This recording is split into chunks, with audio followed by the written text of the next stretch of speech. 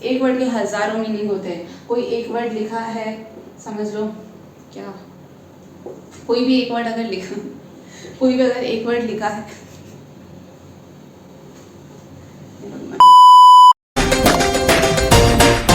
Hello guys, welcome back to बग्लोविट्स ऑफ humanities. हम 11th क्लास की पॉलिटी का एनसीईआरटी कर रहे थे। ऑब्वियसली एनसीईआरटी कर रहे थे और उसका सेकंड चैप्टर कर रहे थे जिसका नाम था राइट्स इन इंडियन कॉन्स्टिट्यूशन। हमने सारे फंडामेंटल राइट्स कितने होते हैं, टोटल 6 होते हैं। 6 में से हमने कितने कर लिए, 4 खत्म कर चुके हैं। पहले वो वीडियो देखो तभी आप ये समझ पाओगे। तो सबसे फर्स्ट क्या था, right to equality, right to freedom, right against exploitation, against याद रखना, right against exploitation, right to freedom of religion. और अब हम पढ़ेंगे अपना cultural and educational right. Cultural and educational right कौन सा आर्टिकल में लिखा है, आर्टिकल नंबर 29 एंड 30। पर देखो ये आर्टिकल नंबर 29 एंड 30 बताने से पहले मैं आपको ये बिल्कुल बताना चाहूँगी कि हमने इससे पहले जो पढ़ा था right to freedom of religion, उसमें मैंने एक चीज़ आपको बताना भूल गई थी कि सेक्युलरिज्म। अब आपको ये पता है क्या कि सेक्युलरिज्म क्या होता है। Secularism means belief that all the religions are equal. ठीक है, अब देखो यहाँ पे दो टाइप के सेक्युलरिज्म होते हैं, एक होता है पॉजिटिव और एक होता है नेगेटिव। पॉजिटिव सेक्युलरिज्म क्या कहता है कि जो हमारी गवर्नमेंट है उसके आंखों के सामने सारे रिलीजन इक्वल है, कोई भी रिलीजन ऊपर या नीचे नहीं है, तो वो सभी की हेल्प करेगी, सारे रिलीजन की हेल्प करेगी। ठीक है, पर यहाँ पे नेगेटिव सेक्युलरिज्म क्या कहता है कि गवर्नमेंट और जो रिलीजन है, गवर्नमेंट और जो रिलीजन है वो एकदम सेपरेट एंटिटी है, मतलब दोनों की दोनों एक दूसरे में इंटरफेयर नहीं करेगी। गवर्नमेंट घुस के रिलीजन में नहीं जाएगी और रिलीजन घुस के गवर्नमेंट में नहीं जाएगी। तो यहाँ पर ये कॉन्सेप्ट सबसे ज़्यादा कंट्रीज में फॉलो किया जाता है, नेगेटिव सेक्युलरिज्म का कॉन्सेप्ट, कि हम अपना पूरा डिफरेंट है, हम बिल्कुल रिलीजन में इंटरफेयर नहीं करेंगे, वहाँ की गवर्नमेंट का ऐसा कहना है। पर इसका ये भी ज़रूर मतलब हो गया कि अगर तुम्हारे रिलीजन को कोई हेल्प की ज़रूरत है तो वो बिल्कुल नहीं घुसने वाले हैं, they are not going to interfere into your religion. पर यहाँ पे पॉजिटिव सेक्युलरिज्म क्या हमारे इंडिया में है, इंडिया में क्या है कि हमारे लिए सारे के सारे रिलीजन एकदम इक्वल है। देखो यूनिटी एंड डाइवर्सिटी तो हम स्टार्टिंग से बचपन से पढ़ते आ रहे हैं, पर वो डाइवर्सिटी को मेंटेन करना कितना मुश्किल है आप ये खुद सोचो। तो इंडिया ने क्या कहा है कि पॉजिटिव सेक्युलरिज्म का कॉन्सेप्ट हमने अडॉप्ट किया। उसमें ये था कि हमारे लिए सारे रिलीजन सभी की सभी इक्वल है और अगर कोई भी रिलीजन को कोई भी ज़रूरत पड़ती है तो हम बिल्कुल उनकी हेल्प करेंगे। इसका मतलब है कि यहाँ पर हमने बोला है कि इंटरफेरेंस रहेगा गवर्नमेंट का रिलीजन में, और यहाँ पे क्या है, नो इंटरफेरेंस। नो इंटरफेरेंस मतलब यहाँ पे ऐसे वर्ड अच्छा दिख रहा है नो इंटरफेरेंस, पर ये देखो कि यहाँ पे नो इंटरफेरेंस मतलब नो हेल्प, और यहाँ पे क्या हुआ, हेल्प। तो हमारी कंट्री में सिर्फ पॉजिटिव सेक्युलरिज्म है। अब ये भी आप बिल्कुल याद रखना कि गवर्नमेंट ने ऐसे कुछ करा है क्या, इंटरफेयर किया है क्या अभी तक के, बिल्कुल किया है। अगर आप देखोगे कि कोई भी रिलीजन की अगर कुछ ऐसी प्रैक्टिस है जो ह्यूमन के लिए हार्मफुल है तो वो बैन कर दी गई है। सबसे अच्छा एग्जाम्पल था सती। Now what is Sati? Sati means dying of a wife with a pyre of the husband। मतलब क्या कि अगर कोई हस्बैंड की डेथ हो गई है तो उसी की बॉडी पर, उसी की चिता पर अपनी उसकी वाइफ को बैठा दिया जाता था और उसे जिंदा जला दिया जाता था। तो ये था सती। तो गवर्नमेंट ने बैन कर दिया, सती अबॉलिशन हो गया। ठीक है, सती के साथ साथ बाईगैमी, बाईगैमी क्या होता है, दो वाइफ होना। ठीक है, ये भी बंद कर दिया। ऐसे जो भी जहाँ पे उनको लगा कि कुरीतियाँ हैं तो उन कुरीतियों को हटाने के लिए गवर्नमेंट ने ये स्टेप्स उठाए थे। तो अब याद रखना कि हमारे इंडिया में सेक्युलरिज्म जो है वो पॉजिटिव है और मैक्सिमम कंट्रीज में नेगेटिव है। Secularism means treating each and every religion of the world as equal. ठीक है, कोई भी रिलीजन ऊपर नहीं हुआ, ऐसा बिल्कुल भी नहीं है कि हमारे कंट्री का जो हिंदुस्तान जो नाम पड़ा है वो हिंदू धर्म के ऊपर पड़ा है। इसकी स्टोरी आपको बिल्कुल पता होगी, मैं आपको एक बार बता देती हूँ। हिंदुस्तान का नाम हिंदुस्तान से पड़ा है, हिंदुस्तान। जिसको भी इंडिया का मैप पता है, मेरे इंडिया का मैप को जज बिल्कुल भी मत करिएगा, ये समझ लो इंडिया का मैप है हमारा। यहाँ पर कौन सी रिवर बहती है, इंडस रिवर, इंडस। तो हमारे कंट्री का नाम हिंदुस्तान रखा गया था।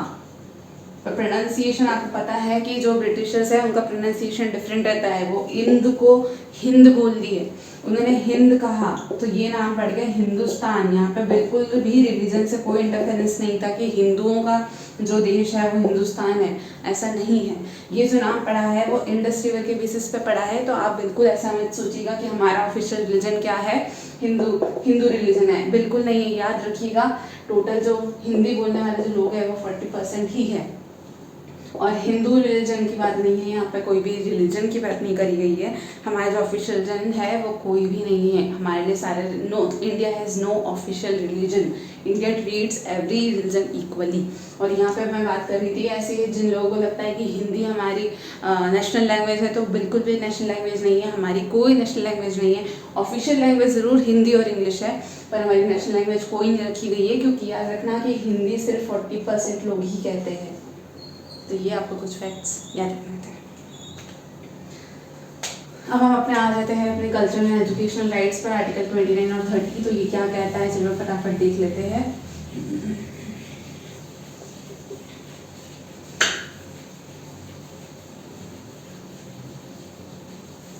Article 29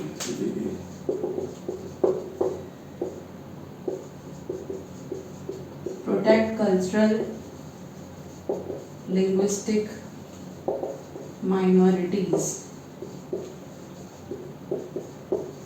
protect the language and culture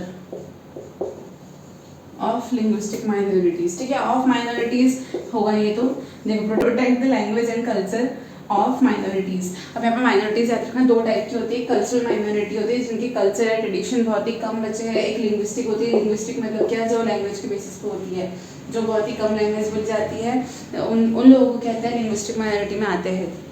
यहाँ पर बिल्कुल प्रोटेक्शन की बात की गई है कि हमें उनकी लैंग्वेज को प्रोटेक्ट करना चाहिए, उनके जो कल्चर को है वो प्रोटेक्ट करना चाहिए, तभी वो बना रहेगा। वरना आप सोचो कि हम इतने मॉडर्न हुए जा रहे हैं, सभी लोग वेस्टर्न वर्ल्ड की तरफ जा रहे हैं, मॉडर्नाइजेशन की तरफ जा रहे हैं, तो मेरा हिंदू जो इंडियनाइजेशन है वो ख़त्म होता जा रहा है। तो इन्हीं को प्रोटेक्ट करना है, अपने जो बेसिक जो ट्राइब्स है उनकी कल्चर को, उनके लैंग्वेज को, उनके ट्रेडिशंस को, सबको प्रोटेक्ट करना हमारा फंडामेंटल राइट है। अब हम आ जाते हैं आर्टिकल 30 पे।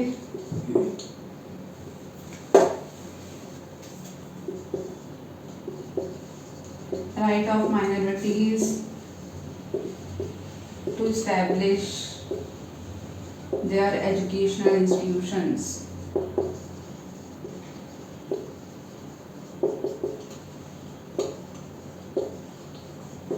देखो, यहाँ पे बिल्कुल राइट्स है माइनॉरिटीज़ को। अगर उनको लग रहा है कि उनके लिए एक प्रॉपर एजुकेशन इंस्टीट्यूशन खोलना है उनको, तो बिल्कुल खोल सकते हैं। क्योंकि अगर सोचो कि अब जो भी माइनॉरिटी है वो अलग लैंग्वेज कह रहे हैं, कितनी लैंग्वेजेस है कॉन्स्टिट्यूशन में, याद रखना 22 लैंग्वेजेस है कॉन्स्टिट्यूशन में। Indian constitution talks of 22 Indian languages. Indian languages मतलब क्या, यहाँ पे जो 22 मैंशन है उसमें बिल्कुल भी इंग्लिश मैंशन नहीं है। आप उसमें देखोगे बोडो, हिंदी, खासी, ये सारी जो अलग अलग जो लैंग्वेजेस है वो दे रखी है, पर इंग्लिश नहीं दे रखा है। तो यहाँ पे क्या कहा गया कि माइनॉरिटीज़ को बिल्कुल हक है कि अगर उनका एजुकेशन इंस्टीट्यूशन अपना सेटअप करना है तो दे कैन डू दैट। अब हमारा जो लास्ट फंडामेंटल राइट है वो है राइट टू कॉन्स्टिट्यूशनल रेमेडीज, जो सबसे इंपॉर्टेंट है। राइट टू कॉन्स्टिट्यूशनल रेमेडीज को क्या कहा गया था, soul of our Indian constitution, heart and soul of our Indian constitution. अब ये डायलॉग किसने कहा था, तो ये कहा था, किसने कहा था, डॉक्टर B.R. अम्बेडकर ने। B.R. अम्बेडकर ने, भीमराव अम्बेडकर, इन्होंने कहा था heart and soul of Indian constitution. Article number क्या हुआ, 31।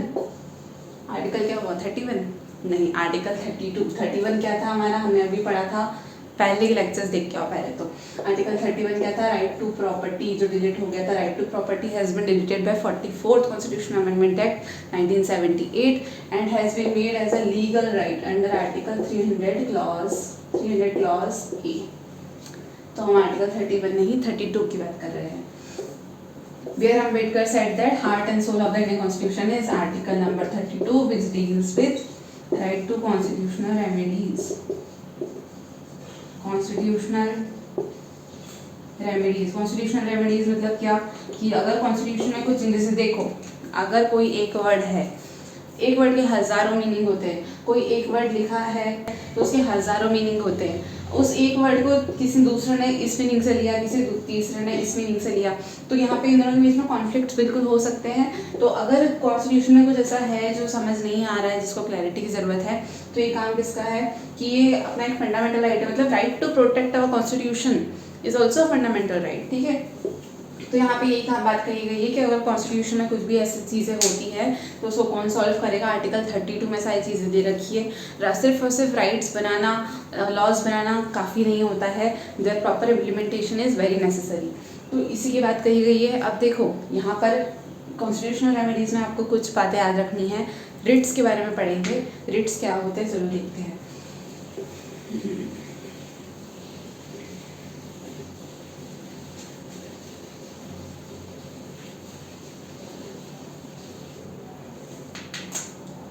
स्पेशल टाइप ऑफ ऑर्डर्स, ठीक है, special type of orders writs होते हैं, WRITS writs. There are 5 types of writs in the Indian constitution और हमको सभी को थोड़ा थोड़ा ऐसे पढ़ लेना है।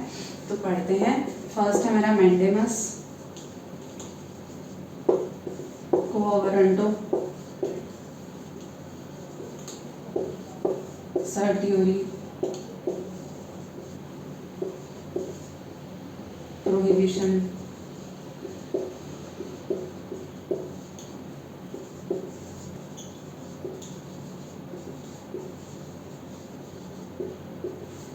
Habeas corpus. ये 5 रिट्स से 5 टाइप के स्पेशल ऑर्डर्स है। कौन इशू करता है? ये सुप्रीम कोर्ट इशू करती है, याद रखना। सुप्रीम कोर्ट कहाँ है? दिल्ली में है, ठीक है। सेंट्रल लेवल पर ये जुडिशरी है, जुडिशरी का पार्ट होता है, याद रखना, कोर्ट्स जो भी होते हैं। Mandamus, quo warranto, certiorari, prohibition, habeas corpus. अब देखो हैबियस कॉर्पस से हम शुरू करते हैं। फर्स्ट नंबर पे ये होना चाहिए था, to have the body of. To have the body of मतलब ऐसा बिल्कुल नहीं है कि यहाँ पे कोई जिंदा या मरा हुआ उसको लेकर आओ, उसकी बॉडी लेकर आओ, ऐसा नहीं है। हैबियस कॉर्पस मतलब क्या कि कोर्ट इशू करती है, डायरेक्शन इशू करती है, ऑर्डर देती है कि आप इस इंसान को हमारे सामने पेश कीजिए। इसे ही कहते हैं हैबियस कॉर्पस। एक स्पेशल ऑर्डर रहता है, स्पेशल इंस्ट्रक्शन रहता है। हैबियस कॉर्पस पढ़ लिया। अब इसमें रहता है प्रोहिबिशन। प्रोहिबिशन मतलब क्या? यहाँ पर जो सुप्रीम कोर्ट है, जो हायर कोर्ट है, यहाँ पर सिर्फ सुप्रीम कोर्ट की बात नहीं करी गई है, 3 लेवल है, supreme court, high court, district court, ठीक है। तो जो भी हायर है, सुप्रीम कोर्ट सबसे हायर है, उसके ऊपर ये भी इससे हायर होगा। तो ऐसी बात करी गई है यहाँ पर प्रोहिबिशन में कि यहाँ पे जो हायर कोर्ट है वो लोअर कोर्ट को इंस्ट्रक्शन देता है कि तुम अपनी जो तुम अकाउंटेबिलिटी है, जो तुम्हारी रिस्पॉन्सिबिलिटी है, अथॉरिटी है, उससे तुम आगे जा रहे हो, मतलब तुम्हें सिर्फ इतना काम करना था और तुम उससे आगे बढ़ रहे हो, तो इसे ही कहते हैं prohibition. You are not allowed to do that particular thing. तो यहाँ पे रोकने को प्रोहिबिशन कहा गया है। नाम से समझ में आ रहा है प्रोहिबिशन। अब बात आ जाती है हमारी सर्टियोरी की। सर्टियोरी मतलब क्या? To be certified.